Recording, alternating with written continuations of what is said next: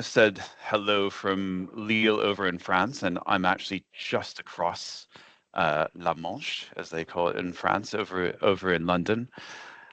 And actually here, and I'm just going to take 30 seconds here and say it, London has been in the center of building decarbonization in the news worldwide over the last day because an independent report in a fire in a housing block that killed 72 people was released yesterday and took 5 years to get there. And it was something that was done as part of building decarbonization for energy efficiency.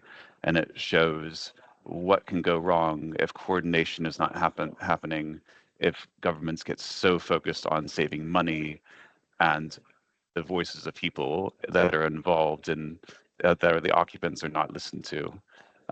And so it was a reminder to all of us how much really needs to be done across governments, the private sector, and working with industry. And that's why building decarbonization is so important, not just for climate change, the energy grid, but the safety and security of the occupants of all those buildings. So 30 seconds done.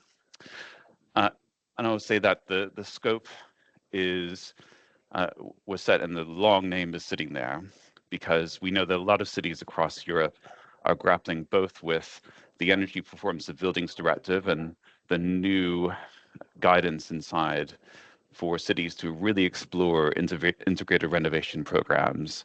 And what are those? Those are examining what are the cost-effective measures that can be done for buildings that are spatially related in spatially related blocks.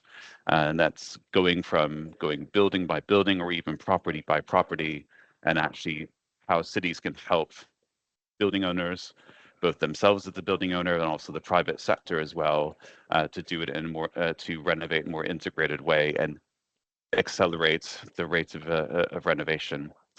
They're also dealing with the Energy Efficiency Directive and the requirement for any city over 45,000 to have a local heating and cooling plan. And that is going a bigger, wider strategic scale. Like, what does a local development document look like for a city or a group of local authorities to be able to coordinate district heating, other programs that need to be done in the future.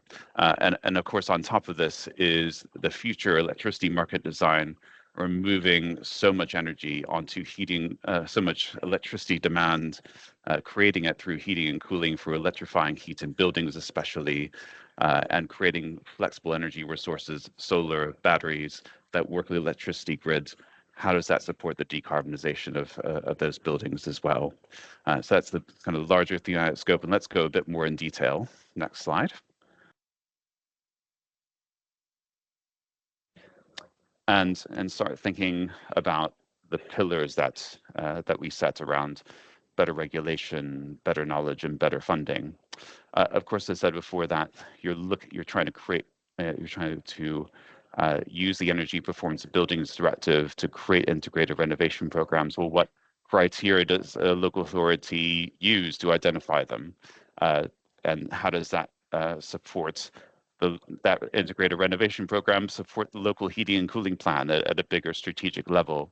And of course, we've been through many years of one-stop shops for energy efficiency, for supporting individual building owners to be able to to renovate their buildings. Well, how do we actually do that at scale with building, not individually one by one, but in a more coordinated way that could even mix private and public sector owners of buildings? And that's how you actually make that support real and make it understandable. Let's put it that way, understandable for everyone that's involved, because the complexity increases once you have spatially related buildings that are involved. Of course, we're also thinking about the regeneration of the city as well.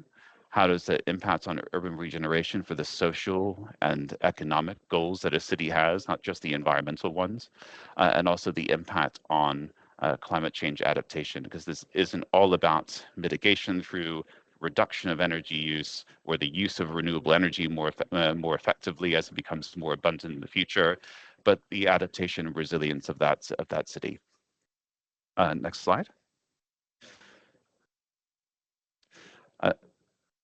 The next subtopic really focuses on the market, every national market, but also there will be, there is future work that's coming within the Commission on the future electricity market design, how you influence that in the future.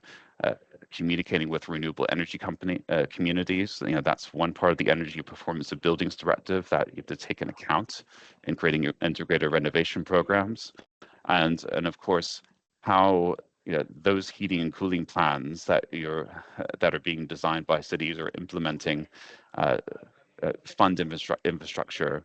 There's grid reinforcement costs that are involved with that building owners are shouldering, and also energy flexibility services that could be ones that they take advantage of and create income through the renovation of their buildings in future years.